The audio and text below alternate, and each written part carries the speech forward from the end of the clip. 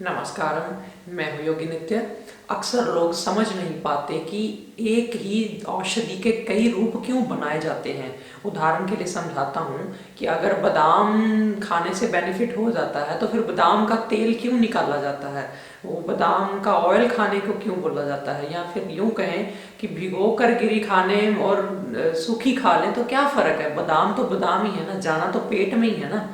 लेकिन आज मैं बादाम की एग्जांपल से ही आपको समझाऊंगा कि आपको इन चीज़ों में डिफरेंस कैसे समझना है कि ये चीज़ क्या काम करती है, दूसरी चीज़ क्या काम करती है।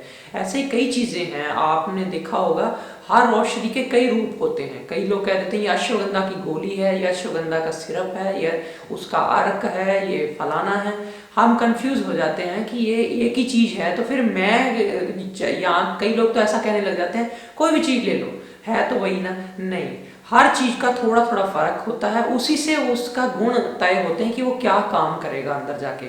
अब बात तो हम बादाम से शुरू की है, तो मैं बादाम की उदाहरण देके ही समझाऊंगा कि जैसे बादाम है, एक सामान्य बादाम जो एक आप तोड़ करके गिरी खाते हैं, इसकी जो तासीर है और भिगो कर जो आप खाते हैं इसकी तासीर में फ़र्क होता है।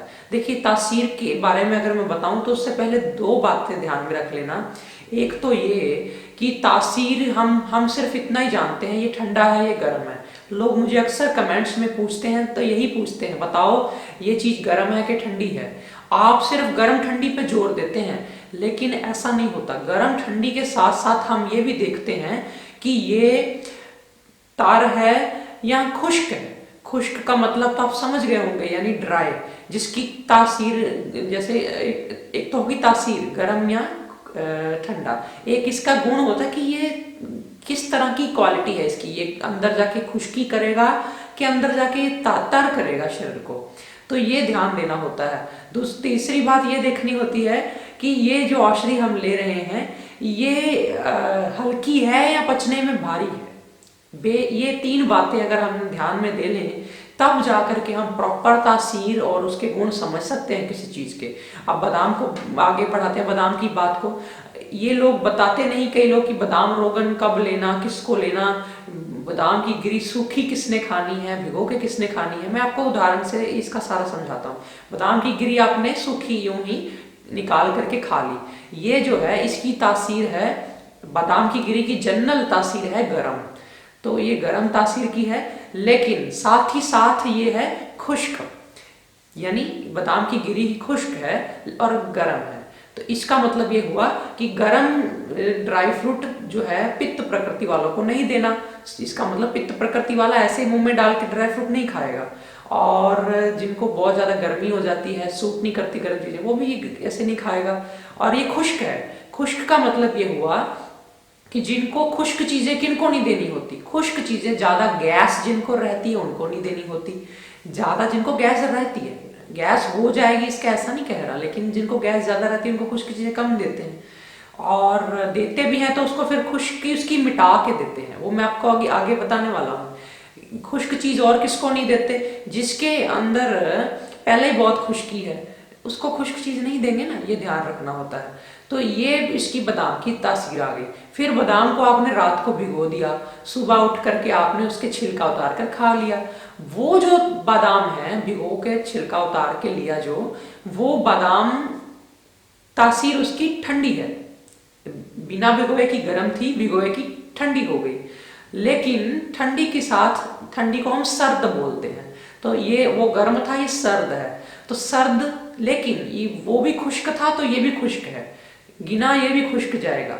और जैसे बादाम की गिरी रूखी आपने बिल्कुल भिगोए बिना ली तो वो पचने में थोड़ी भारी थी, ये उससे थोड़ा और हल्का हो गया पचने में।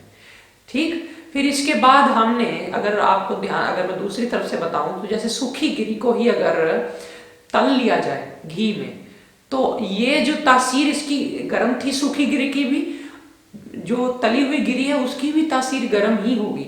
लेकिन सूखी गिरी खुश्क थी, जो तली हुई गिरी हो गई वो तर हो गई। इसका मतलब जिनको वायु दोष है या खुश्क चीज जिनको नहीं देनी, लेकिन अब वायु दोष में देनी तो गर्म चीज ही पड़ेगी, लेकिन खुश्क चीज नहीं देनी, तो फिर हम गिरी तल के दे देते हैं। जैसे कि किसी को नज़ला जुकाम रहता है लेकिन उसको खुश्की भी बड़ी है अंदर शरीर में, तो हम उसको फिर सूखा ड्राई फ्रूट नहीं देते, तल के दे देते हैं। देखो कितना डिफरेंस आ गया। इस वीडियो को 2-3 बार सुनना, आपको कुछ पॉइंट्स मिस भी हो रहे होंगे कि क्या बोल गया मैं। थोड़ा डिटेल में है ना, इसलिए डीप है, तो थोड़ा समझने में थोड़ा वक्त भी लगता है, लेकिन इंटरेस्टिंग बहुत है। फिर इसी तरह अब आप कहें जी लेकिन ये पचने में और भारी हो गया, क्यों? क्योंकि ये तल दिया आपने। मैं आपको भारी हल्का का भी तो साथ में बता रहा हूँ ना। इसी तरह आप अगर कहें कि इसको हल्का कैसे किया जाए, फिर जो कि आम व्यक्ति जिसकी डाइजेशन नहीं इतनी अच्छी, वो भी पचा ले उसको। हालांकि जो जवान है, जो पचा सकते हैं, वो तो तल के खा भी लेगा, या आफ्टर डिलीवरी या उस समय में दे दिया जाए तो ड्राई फ्रूट चल जाएगा। ये थोड़ी कि भारी हो गया तो खाने लायक ही नहीं रहा। सब जिसको नहीं पचता उसकी बात कर लेते हैं कि उसको फिर कैसे देते हैं। उसको फिर इसी गिरी का तेल निकाल के दे देते हैं, बादाम की गिरी का। फिर इसको तेल में नहीं तलना, इसका तेल निकाल के दे दिया। होगा क्या कि वो सॉलिड पार्ट जो है, फोकट, वो निकल गया, तेल अलग रह गया। तो वो तेल की तासीर जो है, वो बादाम के तेल की, जिसको बादाम रोगन कहते हैं, वो भी गर्म ही है, लेकिन गर्म के साथ साथ वो भी तर है। अब आप कहेंगे तली हुई गिरी की भी तासीर गर्म तर है, बादाम रोगन की भी तासीर गर्म तर है। गरम और तर को तो आप समझ ही रहे होंगे ना आप, तो मैंने पहले बता दिया था। अब दोनों में फर्क क्या आ गया, तली हुई गिरी में और बादाम रोगन में? वो पचने में भारी, ये पचने में उससे हल्का। तो इसका मतलब लाइट है, हल्का है पचने में, इसलिए हम बोल देते हैं कि चलो इसको रात को भी ले लो। रात को बादाम नहीं खाने को कहा जाता, रात को बादाम खाना बेवकूफ़ी है, क्योंकि पचने में बादाम भारी होता है। आखिरकार न्यूट्रिशन की चीज़ है, सुबह खानी चाहिए, लेकिन हम बोल देते हैं कि बादाम रोगन रात को दूध में डाल के ले लो। कितना फर्क आ गया, क्योंकि वो तासीर वही है लेकिन पचने में हल्का है। टाइम का फर्क आ गया कि ये चीज़ उस वक्त भी ली जा सकती है। तो ये चीज़ है।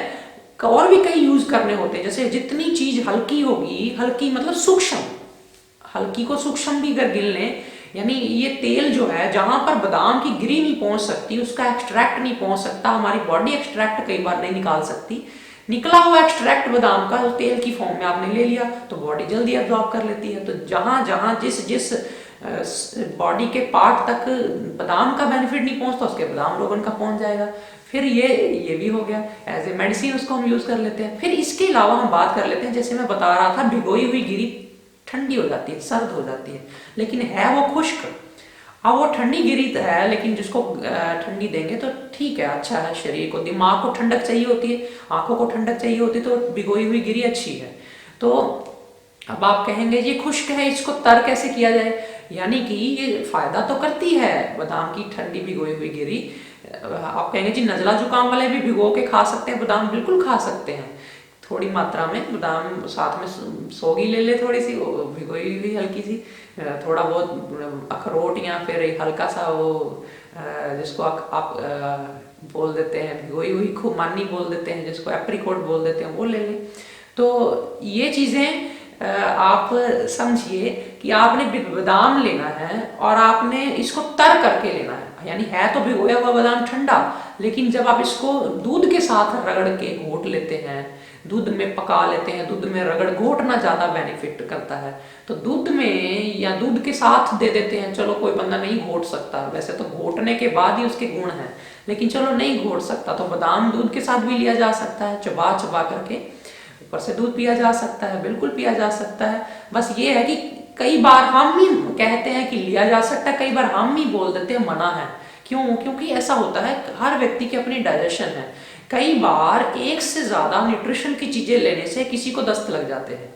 उस स्थिति में जब आपको लगे कि मैंने बादाम और दूध इकट्ठा लिया, मुझे लूज मोशन लग गए, तब आप समझ लो कि आपके लिए दो न्यूट्रिशन की चीजें इकट्ठी लेना नहीं है सही।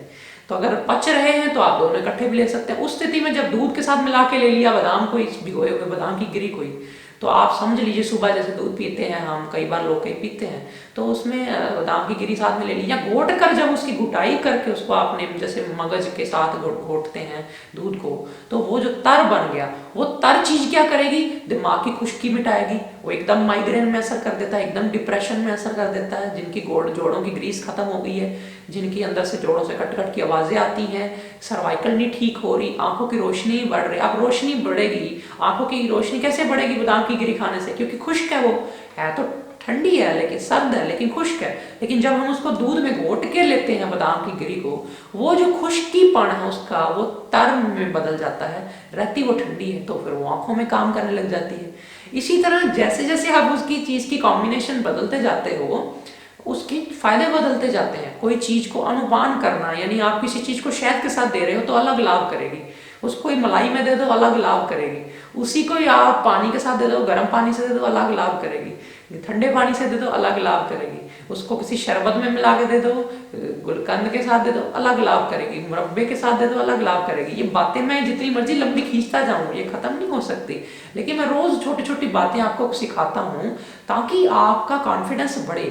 कंफ्यूज नहीं होना कि अब मैं क्या करूँ, इतनी सारी चीज़ें आपने बता दी, ना बताओ तो भी प्रॉब्लम है, अगर मैं बता दूं तो आप फिर और कंफ्यूज हो जाओ। कंफ्यूज नहीं होना, बस ये समझ लो कि कौन सी चीज़ के कितने कितने हम डीप जा करके हम आयुर्वेद के हिसाब से फिर हम उसको आगे बताते हैं कि ऐसे लेना है। तो ऐसी जानकारियां मैं आने वाले समय में भी देता ही रहूँगा, लेकिन एक प्रार्थना करूंगा कि ये आयुर्वेद घर घर पहुंचे, आप अपने तक इनको सीमित न रखो, जो चीज़ सीखते हो आप औरों को भी सिखाओ, और मुझे कमेंट्स में बताया भी करो कि आपने कितने लोगों को सिखा दिया। मुझे बहुत खुशी होगी जब आप आगे बांटेंगे, क्योंकि बांटने से बढ़ता है और सिर्फ बटोर के अपने पास अपने तक सीमित रखने से ये खत्म हो जाता है। अगर मैं सोच लेता कि मैंने सीख लिया है आपको ना बताऊं, मेरा इल्म, मेरा गुर, मेरा ज्ञान कोई ले जाएगा तो ले जाएगा, तो ले जाए, हम कौन सा साथ ले जाएंगे। तो इसलिए ये सबको सिखाना है, ये एक मन में अपने संकल्प ले लो ताकि ये आयुर्वेद बहुत अच्छे ढंग से हर किसी की जुबान पे चढ़ जाए, कोई व्यक्ति के मन में डाउट ना रहे किसी तरह का। आज फिलहाल इतना ही, नमस्कार।